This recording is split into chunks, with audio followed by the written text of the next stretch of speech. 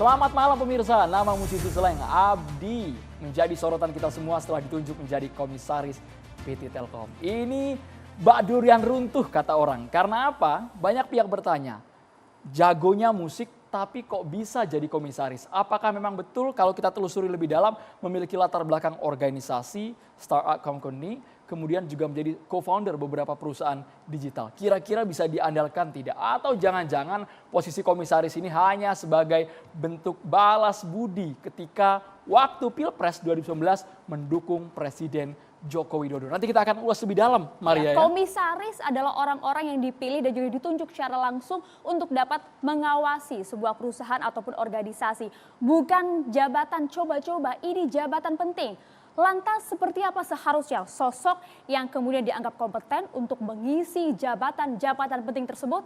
Kita langsung bahas bersama dengan sejumlah narasumber kami di meja catatan demokrasi.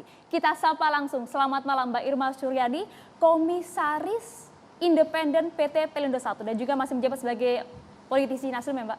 Ya, halo selamat malam pemirsa, Assalamualaikum warahmatullahi wabarakatuh. Waalaikumsalam warahmatullahi wabarakatuh. Selamat malam juga Assalamualaikum Bang Arya Sinulinga, Komisaris PT Telkom Indonesia, juru bicara Menteri BUMN.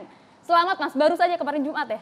Iya, Jumat kemarin. Lebih sumringah nih setelah jadi komisaris PT Telkom. Karena lebih sumringah. ketawain saya ketawa. Wah, Saya baik. sebelumnya Kami juga komisaris di Inalum, jadi perusahaannya anaknya Freeport malah besar. baik Bang Arya. Lebih Nanti segar akan kayaknya ya, kita Bang, ya? bahas lebih dalam. Kita juga menghadirkan ada Bang Effendi Ghazali, pakar komunikasi politik. Terima kasih Bang Effendi Ghazali sudah Ya. hadir. Selamat malam. Selamat malam. Selamat malam Bang. pemirsa. Ya. Dan juga ini juga mantan komisaris juga, pernah menjabat di Pelindo, jadi komisaris di Pelindo. Kita hadirkan malam hari ini kapasitasnya sebagai pakar hukum tata negara dan juga nanti cerita pengalamannya ketika menjadi seorang komisaris ya Maria ya. Bang Refli Harun, Assalamualaikum. Selamat malam, Assalamualaikum Bang Bang, Refli. silakan. Mantan komisaris utama Pelindo 1. Cocok banget ini, kita Dan ingin juga tahu sempat penasaran. di Jasa Marga juga sebelumnya. Makanya penasaran kok nggak lanjut lagi, ada apa gitu sebenarnya. Apakah bergesekan nggak dengan pemerintah ini kan? Bang Refli, kami juga menghadirkan ada narasumber melalui sambungan Zoom. Ini juga bisa dikatakan sekarang julukannya manusia merdeka. Manusia Maria. merdeka, sudah bebas. Bang Said Didu melalui sambungan Zoom nanti kita juga akan sapa. Langsung saja kita akan memulai catatan demokrasi pada malam hari ini. Sudah ada Bang Said Didu, nanti kita akan sapa ya Bang, ditahan dulu. Saya ingin ke Bang Arya Sinulinga sebenarnya. Bang, penempatan Abdi Slank ini kemudian di jabatan penting Komisaris Independen PT Telkom Indonesia menuai pro dan juga kontra tentunya. Tanggapan BUMN seperti apa? Baik, yang pertama gini, kita harus lihat regulasi. Regulasinya tidak ada yang dilanggar. Jadi baik itu undang-undang PT gitu ya, bagaimana namanya komisaris independen, kemudian undang-undang BUMN sendiri ya, yang mengatur bagaimana soal siapa yang bisa dan berhak untuk jadi komisaris gitu ya. Dan permennya sendiri, peraturan menteri mengenai yang mengatur komisaris gitu ya, satu pun gak ada yang dilanggar. Yang bisa tadi, yang dinyatakan bisa dari Ya. sosok Abdi Slank seperti apa? Nah ini kan saya ceritakan dulu nih mengenai regulasinya dulu gitu ya. Artinya secara regulasi ini tidak ada yang dilanggar. Ya. Setelah regulasi tidak dilanggar baru kita masuk ke hal berikutnya. Oke. Baik, ini saya cerita dulu sedikit mengenai Telkom karena kita kan dari kementerian melihat bahwa Telkom ini adalah perusahaan besar. Dia adalah perusahaan telekomunikasi. Telekomunikasi kita tahu bahwa telekomunikasi ini selama ini memang dulu itu selalu orientasinya lah infrastruktur. Infrastruktur ya. Jadi baik itu satelit ya, kemudian terestrial, lewat Telkomsel dan sebagainya itu, kemudian lewat kabel. Ini adalah bisnis nature-nya Telkom. Tapi kita tahu bahwa perkembangan zaman saat ini memang mengalami perubahan besar. Yang namanya pendapatan Telkom dari voice dan dari SMS itu semakin turun. Mereka masuk ke data, data pun makin turun. Jadi bisa dikatakan hampir seluruh dunia itu industri telekomunikasi memang mengalami penurunan. Karena makin lama data ini makin murah. Mungkin lama-lama nanti mungkin makin ini bisa gratis suatu saat. Salah satu tantangan Telkom Bang ya, Arya. tantangan Telkom ke depannya seperti itu. Mau nggak mau Telkom harus masuk ke digital. Digital ini ada berapa jenis bisnisnya. Ada yang namanya digital untuk data center.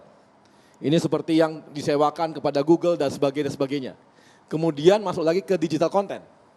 Nah, kita melihat bahwa digital content ini sudah dimulai oleh yang namanya Telkom lewat IndiHome. Dia jual, ada dua yang dia jual jenisnya. Pertama jual data yang tadi itu makin turun. Kemudian yang kita selalu pakai wifi di rumah ya. Kemudian dia juga jual yang namanya konten. Yang kita bisa nonton namanya TV kabel. Netflix dan sebagainya itu kita tonton. Tapi dia dari Netflix kan nggak dapat. Nah, dan kita melihat ke depan. Kita melihat bahwa namanya infrastruktur itu adalah kingdom, kerajaan.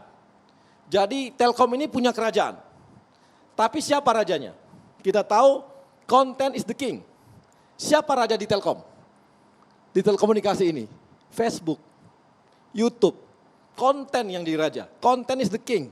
Nah, kita melihat bahwa Telkom ini punya kingdom, punya kerajaan. Tapi nggak punya raja.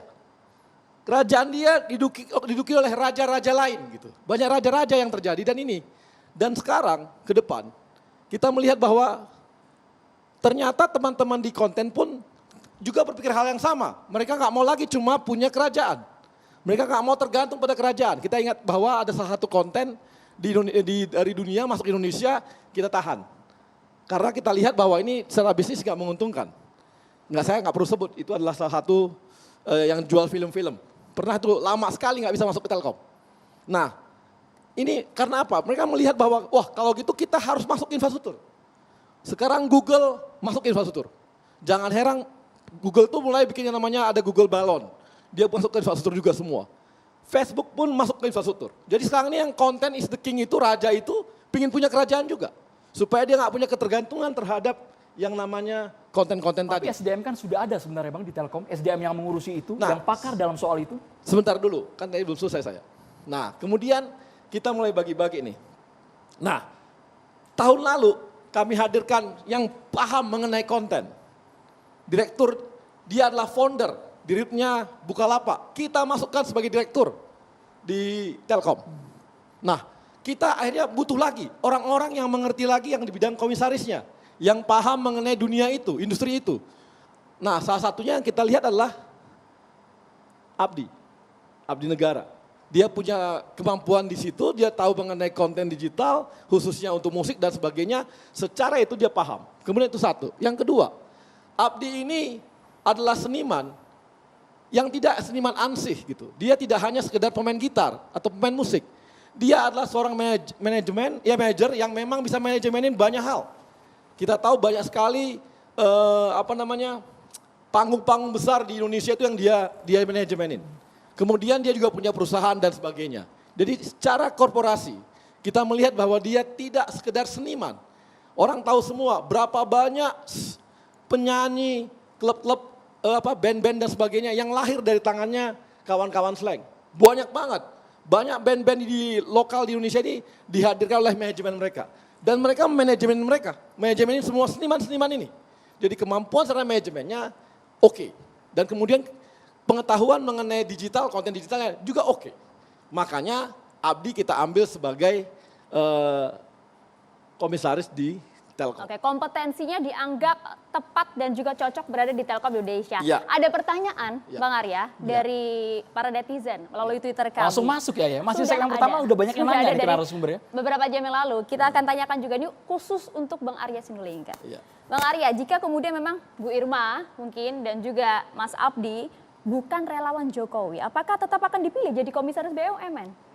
Banyak. Komisaris BUMN itu ada 5. Ada 9 mungkin lebih. Banyak sekali komisaris dan itu semua tidak hanya siapa. Ada ahli hukum, ada ahli banyak ahli seperti menteri kemarin ya, ada Ristek masuk, kita karena pengen menteri yang masuk situ. Baru kali ini ada banyak sekali mantan-mantan menteri masuk. Karena mereka punya kompetensi untuk itu gitu.